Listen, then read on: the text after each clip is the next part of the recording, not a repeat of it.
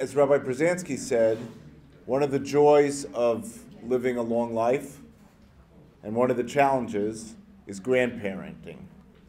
And we are very, very pleased today to have somebody who's very dear and close to us at the OU.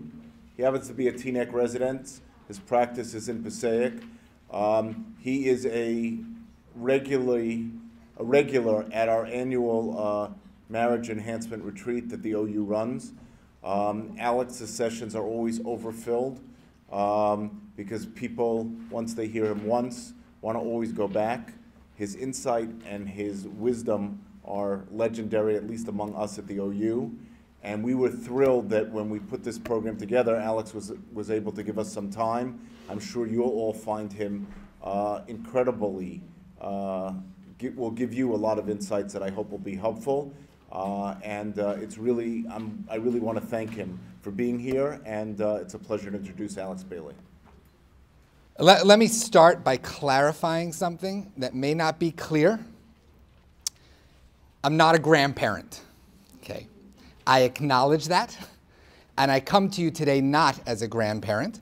When I give workshops, most often I'm giving workshops to some level of my peer group. So when I'm talking at the marriage retreat, I'm married. And when I give workshops in the school system to teachers and do teacher training, I educate, and I'm a teacher as well.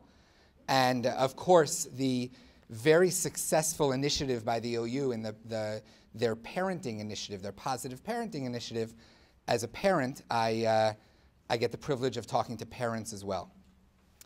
Today, I present myself to you from two other perspectives. Number one is as a clinician. In my private practice, I do a lot of work with teenagers and then a lot of work with families. And one of the things that most often comes up, or at least very frequently comes up with the parents during our family sessions, are issues of dealing with their parents vis-a-vis their children. So the question of the conflict or the challenges that often arise between parents and their parents vis-a-vis their children. So I come to you today as a clinician, and then of course, and importantly, I come to you as both a parent of children and as a grandchild. I am presenting today with that background as well. Let's jump right in. You should have some handouts that went around. I don't know if there were enough. Some of you may be asked to share, and I appreciate that. One of the sort of basic hallmark theories, underpinnings of psychology and therapy is that the goal of therapy and the goal of psychology is to make the unconscious conscious. You can't control your behavior until you know that you're doing it in the first place. That's the theory. So why do people come to therapy? Because something's going wrong, something's challenging them, and they don't know what to do to fix it. Through therapy, we figure out why. What's the motivation? Why are they doing what they're doing? And we can then start to control that behavior. The theory goes here, I think, as well. I would argue that you need to be aware of what you're doing as a grandparent. I imagine, or not I imagine, I would argue that the same thing goes for parents too. And when I talk to parents, that's the goal of my parenting workshops. You have to understand what goes into being a grandparent, what it means to you to be a grandparent, in order to then be able to be in control of your behavior vis-a-vis your grandchildren. And so that's what our goal is today. Psychologists say that if you look at that first slide, the key is to define your role. Define where this comes from, this idea of being a grandparent. Your sense of self, who you are as a grandparent, psychologists argue comes from the question of, or the place of, what you saw and what you experienced growing up. For those that didn't have grandparents of their own, and we know that the Holocaust disrupted and affected many families vis-a-vis, and in particular whether children had grandparents at all to relate to. But psychologists would say that's immaterial because we learn through observation also. But the idea being that your understanding of yourself as a grandparent is informed, is formed, its genesis comes from your understanding of grandparents, your experience of grandparents when you were a grandchild yourself. And so first thing to understand in terms of figuring out how to be the best grandparent that I can be, right, has to be, well, what was it like when I was a grandparent, when I was a grandchild? And what did I see around me of my friends and their grandparents? Because that informs how we become who we are. The definition of being a grandparent evolves from being that grandchild or from experiencing the concept of grandchild through our friends. So number one, who am I as a grandparent? How do I decide what I want to do and how I want to be? Depends on what I saw. There's another piece. There was research done, a lot of research done into parenting that looked at why do parents make the choices they make as parents? Where does that come from? And what the research looked at when they interviewed hundreds and hundreds and thousands of parents, what they found was parents said one of two things. It fit into one of two categories. Either I am the parent that I am because I admired the way my parents parented me, and so I want to do what they do. And so it is an active seeking to mimic, to copy, to do that which my parents did for me when I was growing up. The flip side, right, is I hated what my parents did to me. And so I vowed as a child that I would never be that parent. And that informs how they do things. It's a dramatization. It's typically not that global. But I didn't like when my parent did this piece, and I've decided to parent differently. Well, the same thing works as grandparents. There are things that we admire and admired of our grandparents. There are things that we see on TV or with our friends' grandparents, right? The ideal, and that's what I want to be like as a grandparent. Right? And then there are those that say, no, these are the pieces of grandparenting that I didn't like and that I vow to do differently. The argument here and what I'm presenting is that, number one, be aware of where your decisions are coming from. The key to being able to walk out of here and make any changes that if you deem you need to is going to come from first understanding why you're doing it in the first place. And what I am positing is that you are who you are as grandparents because of your lives up until now. And you want to be able to, the degree to which you can identify those factors that form who you are today is the degree that you have control over those behaviors.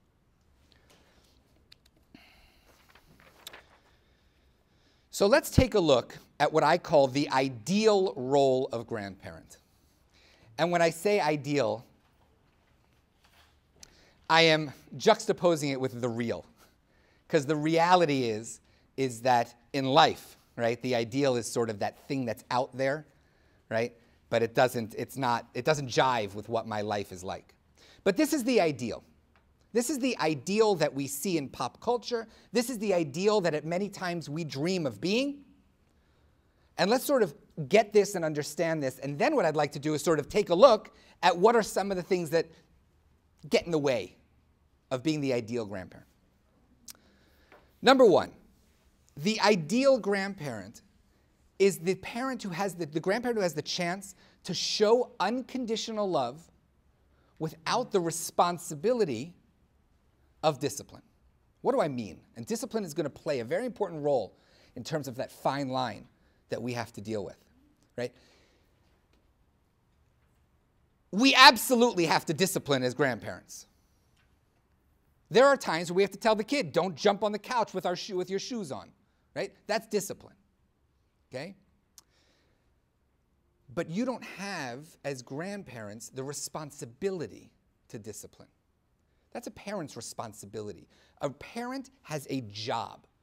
A parent's job is to make sure that this kid grows up the way that they should be, whatever that ought to be. And a major piece of getting that kid to there is discipline. It's a fact of life. And as a grandparent, the ideal grandparent doesn't have to do that. The ideal grandparent doesn't have that responsibility on their shoulders. The ideal grandparent gets to shower unconditional love on this child. It's a gift to be able to take that role as different from being a parent. So that's number one, this unconditional love. Number two is the ideal grandparent gets to be a pal. By a pal, I mean somebody who the kid comes and just plays, right? That's the ideal, that your grandchild gets to come to you and be your buddy. Gets to play with you, gets to hang with you, gets to experience fun with you. Parents, as you all remember, you don't get to always do that as a parent. The role of parent requires that I'm not your buddy, that I'm not your friend. I'm not talking about a breakdown of respect here. And that's an important differentiation, right?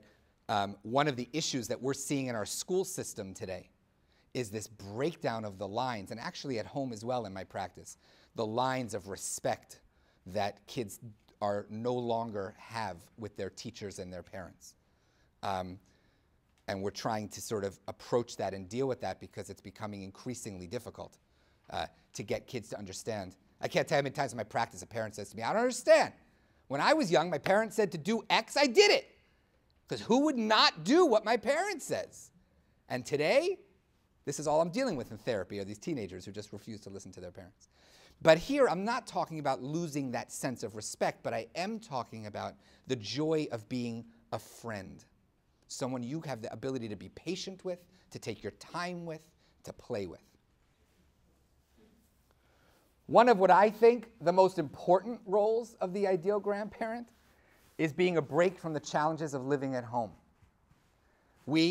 I will come out and tell you, I live all of 4 blocks from my in-laws, and when our first was born, we said to them, just know at some day the doorbell is going to ring and she's going to be there with her suitcase. And she's going to say, I'm coming to live with you, right? Because that's an incredibly important role that the grandparent can serve. Again, here living in the same neighborhood, and we'll deal with sort of distance and proximity as an issue later. But being a break, you get to be that place as the ideal where the kid has had it at home and gets to just take a breather. That's something that I've seen a lot in my practice. I had another patient who the teenage son used to basically show up on his grandmother's doorstep once a week saying, I'm tired of my parents. I don't want to deal with them. So that was for me to have to fix and deal with, right? But it was an incredibly important role for the grandmother. She was very happy. She got to do that for him. So being a break. And then, of course, being a role model who's valued and respected. One of the challenges that parents have and that teachers have is keeping their children's respect. And I don't mean the respect that says you're not allowed to curse at me or call me names or call me by my first name, right? I'm not talking about that kind of respect. In life, what we have found in education and in teaching and in parenting is that kids mimic those who they respect. If they respect you, if they think you are worthy of respect, if they think that you are good, then they want to be like you and they want to please you. And what happens is it's the challenge of teachers and parents who have to deal with discipline all the time, who often lose that stature in their children's eyes at different times. And kids who are angry at their parents don't want to respect them and don't want to do what they want and don't want to be like them. You have, because of these pieces, because of the unconditional showering of unconditional love, because of the chance to be a pal, right, you have this unique opportunity to also really model for them values that they're going to suck up, right, because they respect you. So this is the ideal. This is special, this is unique, and this is the ideal. Unfortunately, reality gets in the way. And what I want to sort of focus on is a couple of different areas that challenge this ideal. And then, of course, I would never leave you without telling you how to fix those things and how to deal with them. Okay? So let's take a look at 3 obstacles to this ideal. Okay? Obstacle number 1, conflict with your children over parenting. anybody who's been a grandparent has had some experience of disagreeing with their child over how they're parenting the grandchild.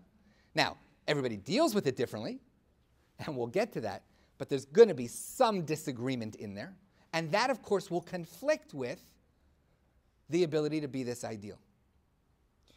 Number two, there is a need. We have to discipline our grandchildren at some time because we have to keep them safe. If we have certain values and certain beliefs, we want these kids to have those, right? And so discipline and giving rules and having rules and expectations exists, right? And we can't ignore that. But you can see, based on our ideal, how that would get in the way. Theoretically and potentially needing to discipline our grandkids at some point. See, I keep flipping into the pronoun our. All right, it's your. But it's our grandkids, right? So that is going to ultimately, potentially, affect the relationship and affect that ideal. And then the last one is personality conflicts between grandparent and daughter-in-law or son-in-law, right? Many. I just had somebody in my office last week, actually the grandmother in this family structure came to speak to me about conflict she was having with her children, and it was personality conflict, and how to resolve that. Okay, so which was an issue. So those are three obstacles, right? But let's talk about where those obstacles come up and see if they relate to anything that you've experienced in your experience as grandparents as well. So let's talk about conflict over parenting. Here's the issue. Y'all did it already. You've done it. You've parented. You look at your children, and by and large, you've done a pretty good job, right? You did good. And so you sit there and you look at your child parenting their children different than you did, and you have a very good argument to, you know what? You should do it my way. Because theoretically, I've done it. I have the experience. There's no substitute for experience. There is no substitute in this world for experience. And it's not incorrect or invalid to say, I've done this. I've gone through it once. Let me tell you how to do it. Okay? So that's a conflict that we see coming up in family structure all the time. Number two, as a grandparent, when it was your turn to parent, you spent time, energy, money, Jewish education, right? Instilling a set of values in your children. It's what we do in life. And in fact, I would argue that's probably our primary goal as parents, is to teach our children values. And whose values do we teach them? We teach them ours. Right? I just taught my psychology students about the superego. The superego in our unconscious is our conscience. It's what tells us right from wrong. And what Freud said was that the superego starts off when you're very young. Your superego is your parents. Your superego, your eventual conscience develops from what you learn from your parents. Well, we do this. We invest time, money, energy into our children. And now it's valid as a grandparent to stand there, look at what your children are teaching or not teaching your grandchildren, and to worry, is this value going to pass on? Ethics, morals, and religious. One of the things that I hear from parents and grandparents most frequently is their fear of the loss of the religious values that they held, passing on to the next generation. One of the unique issues that we're seeing in today's grandparents, more than in the past generation, is the degree to which parents are relying on their parents to help. More than ever. And a lot of it has to do with the economy. My dissertation was on dual income parents, where both parents had to work, and how they deal with child care and household responsibilities and division of gender roles within the house. And that was my work in my study. And that came out of the reality is that we have many more dual income parents today than we did 50 years ago, 40 and 50 years ago, because we need to. So what's happening? Those parents are in turn, when they live, first of all, they're often choosing to move where their parents live, where the grandparents live, and then they use you, right? They use you. Can you come over and babysit tonight, right? Can you take the kids for the day? I need money, right? They're using you. Now, it's our joy, right? Of course it would be my pleasure, right? But there's a reality. You're being asked to be a part of their lives of these grandchildren in a much more fundamental and constant way, and then you're being asked to butt out. And that's not fair. It creates both an issue of logistics, really. Like, one second, you need me here and you need me to do this and to be with your child for this amount of time, right? And then I'm not allowed to have my input. And then there's also, is it fair, right? But that comes up as a significant challenge for today's grandparents. And then lastly is what I call the definitions of health and safety. Nobody would argue, not one person that I could find would ever argue that if you saw your child doing something with their child that was unsafe, that you don't have a right to say something. If you get into the car with your son, right, and he doesn't make the grandchild buckle up before he pulls away, you stand right up, you get out of the car, and you say, we're not going anywhere. Everybody agrees. What's the question? Who defines what's an issue of safety and health? My doctor said that you never give a kid a bottle at night in the bed because it decays their teeth. And my kid is letting their kid do that. Is that an issue of health and safety? Do we all agree that that's something where I should absolutely speak up? Right? That's the question. So it's not a question of should you speak up, but it's a question of when should you speak up and who defines what's a safe issue and what's a health issue. Right? I don't let kids jump on the couch. My kid lets them jump on the couch. They're going to fall off and break their head. Right? So I want to tell them to stop. So here's the issue. Conflict over parenting has the potential to affect your relationship with your grandchild. Has the potential to remove us from this ideal. So how do we deal with that? That's issue number one. Issue number two is, fact is, you need to discipline your grandchildren sometimes. This unconditional love without the responsibility to discipline is all nice and good, but it can't be a free-for-all. And that can be very dangerous. Question number one, I'm babysitting for my grandchild. Do I have to mimic my child's rules and discipline? Can I be more lax? Can I be more strict? Okay, that's a potential issue in terms of how you discipline and how your grandchild will experience you. Number two, I think, is something that's very dear to me. One would argue, based on my first slide, that it probably has something to do with my own childhood. But we won't go there now, that we won't shrink the shrink at the moment. But I think that when it comes to relationship is very important to me. And I deal in my practice a lot with repairing relationship. The question of what will my grandchild feel? What will their visceral reaction be when they hear grandpa, when they hear saba, when they hear savta? What will their their gut reaction be? Well, what do I want them to feel? Right? That's a key question that then affects your ability to discipline your grandchild. How I discipline, what I choose to discipline, what words I use, what my tone of voice is, right? All has to do with how I want them to walk away from my house feeling. And it creates a tension. It creates a tension. And lastly, the role of disciplinarian is very different. You know,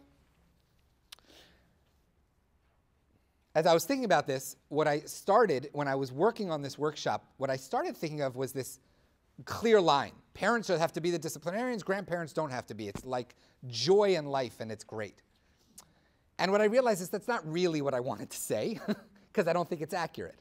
What's accurate, the distinction is that parents and the role of disciplinarian for parents and grandparents is very different. Parents have to be consistent. Parents have to discipline consistently. Because I'll tell you, the one time, right, that I let my kid come downstairs and watch TV before he's dressed and ready for school, he'll use that against me every time. Right? You let me last time. Okay?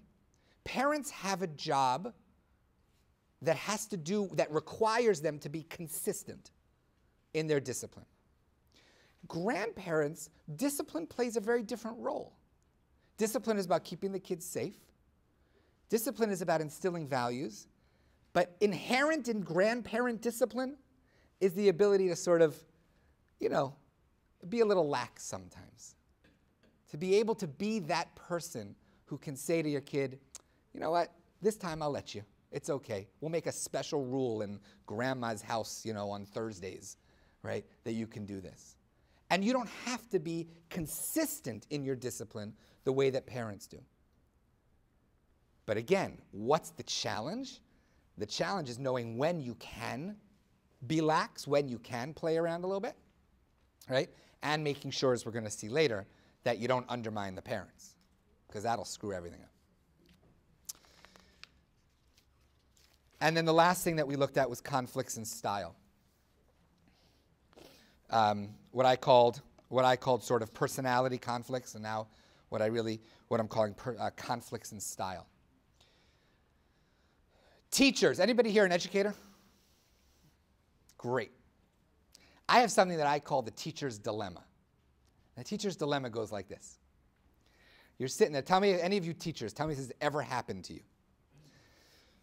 There's a test on Tuesday, and the kid comes in on Tuesday as the test's about to start and says, I'm not ready for the test. Right? I had my sister's wedding yesterday, okay, and the day before that was, preparing for the wedding, and I'm not ready. And now you've got a problem, okay? You like the kid is responsible, the kid gets good grades, okay? We're not talking about one of these kids who weasels out of stuff, right? You've got a decision to make. Do I solve this for the kid? Do I say to the kid, all right, look, you had a tough time, you know what? Take it tomorrow. Please, I trust you. You're not a cheater. Don't talk to the other kids about the test. Take it tomorrow. Do you give the kid the solution, right? Or do you say, what do you think you ought to do about it? How are we going to solve the problem? Do you make the kid come up with the answer themselves? The teacher's dilemma is we are programmed as parents and as teachers to solve our children's problems. We want them to be happy. And very often that leads us to solving their problems. But there's a lot to gain from them having to figure it out themselves. And so part of that decision is pedagogic. How do I want to teach my children? But part of it is their personality. Is my child one who likes to try new things and likes to experiment and then figure it out for themselves? Or is my child the one who always comes and says, what should I do? How do I do this? So conflicts in style is what's your style and what's your child or in-law's style? Child-in-law's style, right? Am I someone who likes to teach and likes to give the answer? Or am I someone who likes to sort of stand back, let my kid experiment, and then jump in when they need me? Right? And what's my child like and what does my child need? So understanding those differences affects our ability to be effective grandparents. And then, of course, adjusting to a new family, right? It's probably the only thing less natural than a man and woman who grew up in totally different houses deciding to live together is what the parents are supposed to do when this whole new family comes together. I do a workshop and I do therapy with new couples, either who are about to be married or are recently married, just to sort of. It's a 3-session, hits on a couple topics, because I tell them on day 1, there is nothing stranger than two people who have such different backgrounds, coming from totally different places with totally different values, right? Deciding, oh yeah, no, we love each other, we can now live together, no problem. And helping them adjust to that. Well, for the parents and the grandparents, I mean, it's a whole nother slew of things, right? Having to figure, because now what happens, my values that I taught to my children, right, are now have to be sort of adjusted to this new person who came into the house. And what does that mean for the things that are important to me? And the things that I spent all this time doing? Let alone the machatanim, right? Now we've got this other set of grandparents. And what does that spike in me? What does that do to me? Right? Does it make me feel jealous? Right? Is the other one getting more time with the grandchildren than I am? Am I present enough? Wow, they live right next to them and I live, 50 miles away. What does that do? How does that affect how you react to them? Okay? So these are all pieces. These are all pieces that interfere. These are all pieces that potentially get in the way. And what we need to do is figure out, all right, so how do I make sure none of this happens, right? Or better, let's be a little bit more real, right? How do we minimize this kind of stuff from happening in our own families? As we go through what I call the answers, I think most of you who are grandparents already will recognize that you do much of this. The stuff that you don't do, you'll recognize that you're not doing it. And the question will be for you to figure out, do I do this or don't I? And is it conscious or not? Right? And if it's a conscious decision, understanding why you're not doing it, and then you can make a decision, walking out of here, whether it's something you want to do.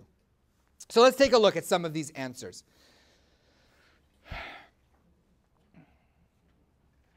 The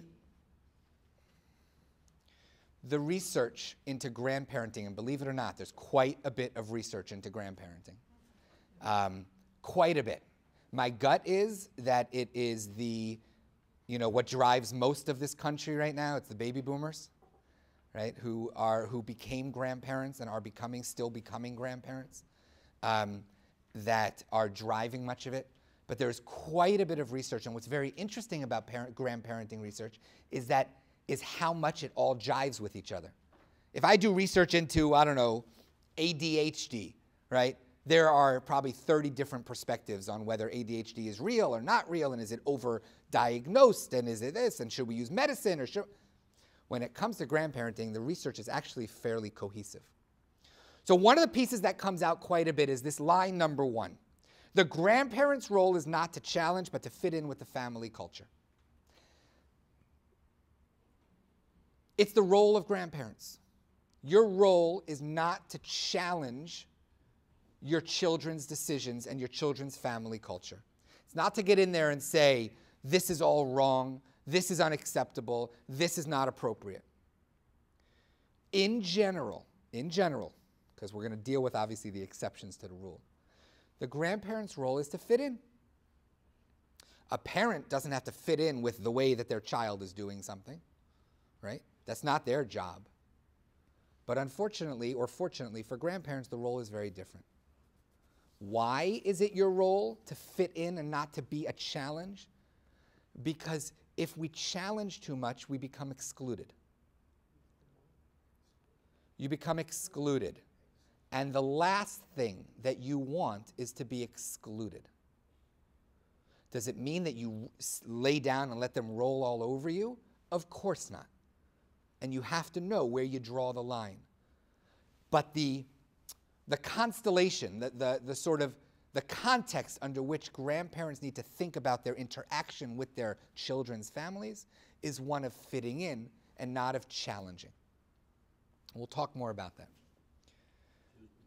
Yes, please. You sure, absolutely. I always say I reserve the right to say we'll hold off, but please. Not 100% comfortable with that. I had a feeling. What? No, I'm not that good. Tell me what it is that you're not comfortable with. I don't mean to be argumentative or do it in a nasty way or in front of the kid even, but to completely ignore it, I would not agree with. Good. I'm happy you said that. because I think that it's one of the points that I will get to and that I was sort of hinting at. So you picked up on what I knew I needed to get to because I think you're right. Like I said, you can't ask a grandparent, you can't ask anybody in any system to lay down and close their eyes when they see something that seems wrong. What I'm speaking to is sort of the larger picture. In other words, the role of a teacher is to challenge kids. That's the role of a teacher. To listen for every little thing that they miss and to catch them on it so that they learn. That's the role. A parent has to watch that child, right? And has to be on top of them all the time. What a grandparent's role is a little bit different. Because the grandparent starts off, unfortunately, grandparents start off as at a disadvantage, right? Right away, many grandparents are held in suspicion, and a lot of, like I was saying, a lot of kids feel like their parents are watching them. Or, okay, now let me see. They're going to tell me, my parents are going to tell me that I'm doing this wrong because they did it, right? So then what your job is the term we use is banking our credit. That's what it is. Well, there's in social psychology, when it comes to boardrooms, or they use it a lot in jury deliberation. They say, you want to have an effect? What you do is you bide your time. You watch. You listen. You observe. You collect data. You agree. You fit. Because what happens is people learn you're banking your credit. And at some point, something's going to happen and you're going to want to step up and say something. And when you've done that, you can cash in your credit. So when I say a grandparent's job is to fit in and not to challenge, what I mean is the nature of your interaction in general with your children is to fit in. What do you need me to do? How do you want me to do it? How do you do it? Because the more you do that, then when the time comes to put your foot down, you can pull out the credit and say, listen, everything that we do, I agree with, I'm with you. Here's something that I'll tell you why I disagree or why I think it ought to be different. So that's what I'm getting at with that line, okay? Be a ready source of advice when asked. It goes along with what we're saying, right? Right? You're there. Again, you have the experience. Nobody can argue that you've got more experience than your children when they have children. And you have so much information in your head of what you've tried and what you haven't tried. I teach 2 sections of psychology at school right now. And I love it because my first class is the one I experiment on, right? And then I listen to their questions so that when I give it to the next class, I'm on top of it and I can sort of hit those things. So you've done it. You know what you've tried it. It hasn't worked. It's worked.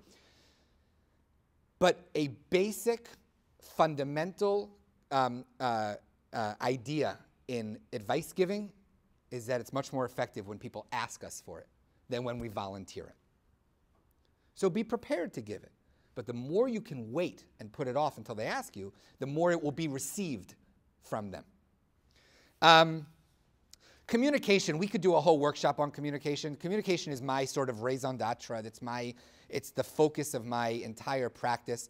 All of my talks and workshops really focus around the concept of communication. I think that the solution to any issue, almost any issue, right, in life, is communication. If we could figure out how to talk to each other, we could solve 90% of the world's problems. So when I work with parents and schools figuring out how to communicate, parents and kids, teachers and students, spouses, it's all about communication. The key is you've got to communicate. The worst thing you can do is be upset and keep it to yourself. Okay, I should probably hold back. It's good to calm down and then to talk about it, right? You got to know how to do it. In the marriage workshop, I always talk about this idea of it's okay to go to sleep angry, right? Because the theory was always never go to bed angry, right?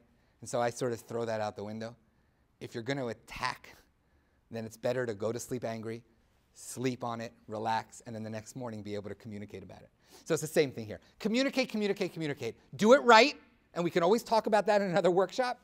but it's important. Don't hold it in, because if you hold it in, it just pops up in lots of different passive-aggressive ways. So be able to be ready to talk about it.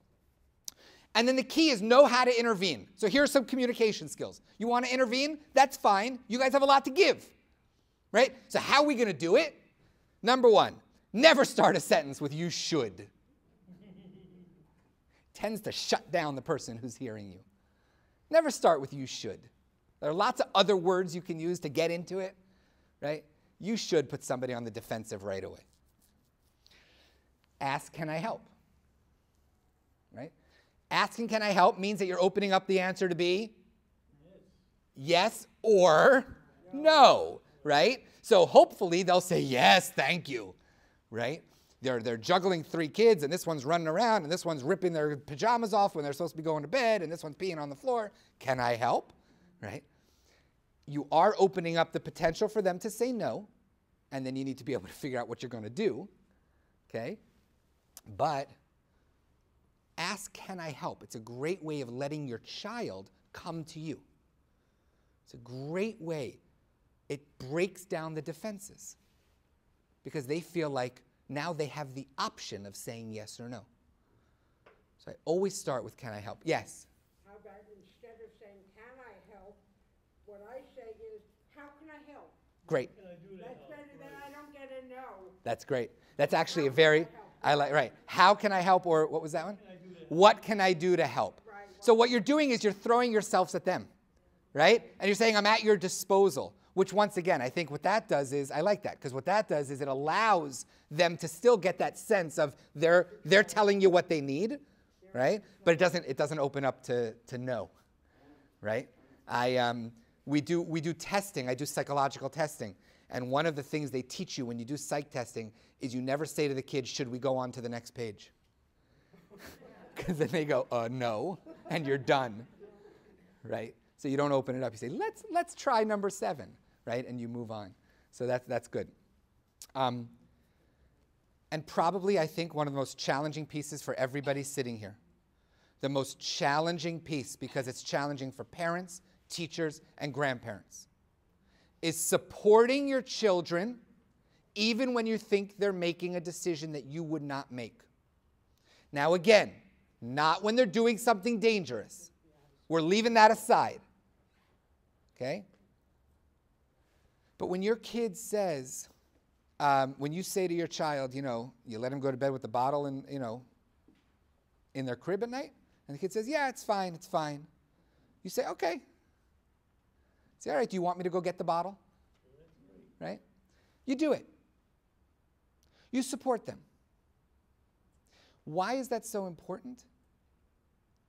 It's important because when your kid feels that you support them, then they can come to you later and say, "This didn't really work." And you can go, "Aha." Right? But what happens is if your children feel criticized by you, then they can't admit that there's a mistake later. Right? They're shamed.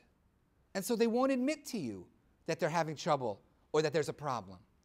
Because it means admitting that you were right and they were wrong. And I'm sorry, that doesn't stop at teenage years. Right? It goes on forever. Right?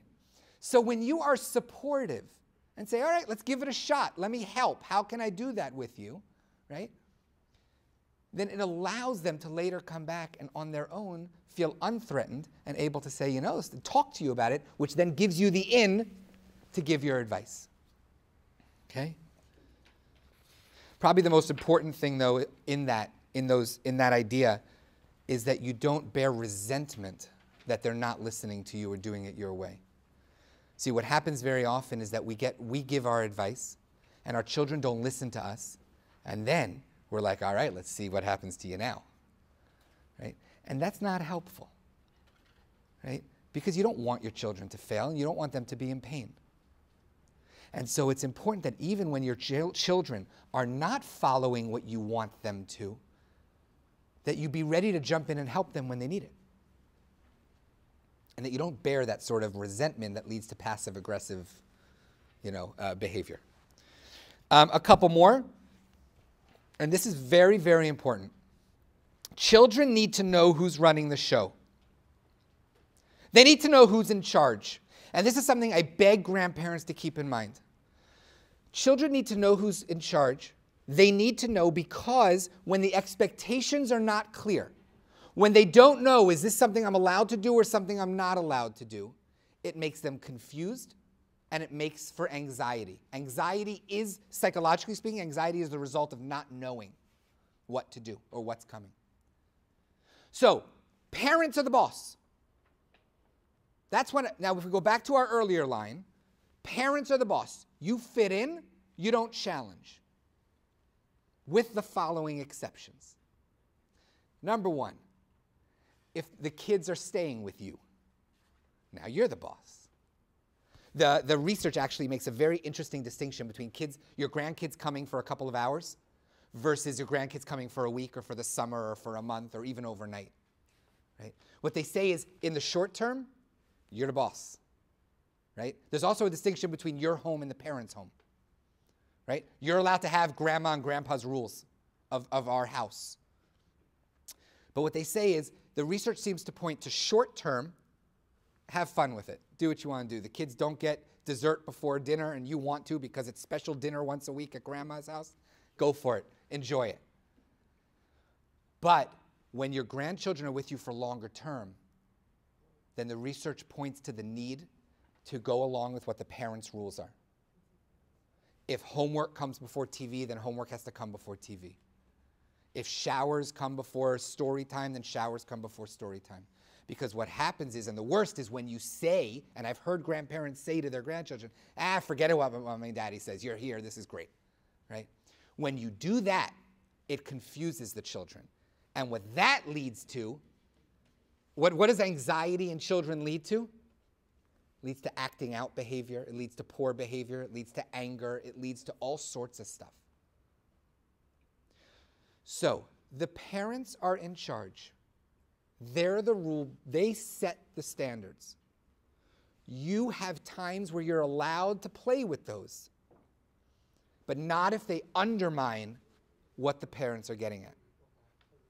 Because if the parents are not clear, if the kids are not clear, they are the ones in pain. And you don't want them in pain. Endless discipline undermines unconditional love. I have no doubt, right? It's what I said at the beginning. As a grandparent, you love your grandchildren. You just by definition, you love them. They're great. And you want to shower them with love. And you want them to know that you love them so that when they walk away and they hear grandpa and grandma or saba and savta, they get that warm, cuddly feeling inside. If you are disciplining, don't do that and take your feet off of there and we don't watch that show and we don't do that. It masks it. It hides it. They don't get that sense from you anymore. It hides what it is that you know you really feel to them. It has nothing to do with what you intend. It has to do with how they receive it. And too much discipline and too much correction masks and hides what it is that you're trying so hard to give them, which is this sense of love. Different rules for different places. I'm a big fan of that, right? You're allowed to say, grandpa's house is different, grandma's house is different, right? And we have little differences from home. And then, of course, what you have to be aware of is what we were talking about before, when you're in loco parentis, right? When you are the parent. There's a statistic, you know what, I should have brought it with me. It's not just in our community. Worldwide, it's something like, countrywide, it's something like 10% of grandparents are basically acting as parents these days. It's a very high number, actually, to think that 1 out of every 10 families is truly the grandparents that are parenting. But this idea of obviously distinguishing between when you're visiting as a grandparent and when you're playing the role of parent, and obviously that calls for different approaches and different ways of disciplining. I also, by the way, when I give a talk to parents, I tell them that just as I ask grandparents to support the parents' rules in the parents' house, so if the kid is jumping on the couch and you're over visiting and the kid is jumping on the couch and the parents are okay with it, you don't stop them. I mean, again, unless you think it's dangerous, right? But no, that's a rule. That's fine. You have got to be able to support what your children are doing in their home, I flip it, though, for the parents. When they're visiting your house, you got your rules, and they have to support those rules because that's grandma and grandpa's rules. Folks, I'll end with sort of one thing that I saw in one of the research studies had a line that was very meaningful. You're going back to the concept of your relationship with your children. Your children are the gatekeepers to a successful relationship with your grandchildren. Your children are the gatekeepers to a successful relationship with your grandchildren. And so that is probably the single best argument for being very conscious, which is what I'm arguing for, and aware of when you speak up and what you speak up about. Because the single largest complaint I get in my practice from grandparents is that my children won't let me see my grandchildren. And when we get into the family therapy of that, it often comes down to a feeling like the parent saying, my parent, right, is critical, is not understanding, undermines me, and I don't want them around. Okay? So it behooves us to be aware of what's driving us, what's making us as grandparents make the choices that we're making, which allows us to then critically evaluate whether we should be speaking up at certain times. Right? And lastly, to then use the tools that we have in order to be able to interact positively and get the experience that we have and the values across to our children. Are there any questions at all? Any comments? Yes. Please. I found the secret to parenting are 3 words. Go ahead. And they are, oh, that's nice. When your children tell you what they decided to do with your grandchildren, the best thing you can say to them is, oh, that's nice. Because they're going to do it anyway. And if you say anything else, then when you're not in earshot of them, you can scream out loud or you can tell your husband. How could they do that? You know, but I know one example, and how I learned it was one of my first grandchildren born. The children decided to take their new baby, my grandchild, to Disney. Yes. Florida, at 1 month old. So because the child needed them, and I forced myself with all my being to say, oh, that's nice. Have a safe trip. There you go. And then I went berserk. Right. Right. You know what? That story is great because it exemplifies so many of the pieces that are here, right? It's exactly what we're talking about being supportive, right? When they come back and the kid is sick because it was on the plane with no immune system, you could say, oh, you know, I wondered about that, you know. But that's also a great example of the line before about the role is to fit in and not to challenge, so that you have the power later. Yes. Don't forget what? Zaidi. I have fair. In our family, I think we have a Zaidi, a Saba, we have a Safti and a Safta, and I've got fair. A Bubby. I've got a Bubby. So yes, that's fair. I guess I have to now have my list and make sure I cover them all. Fair comment. All right. Thank you all very much. I appreciate your patience. Yes, I do.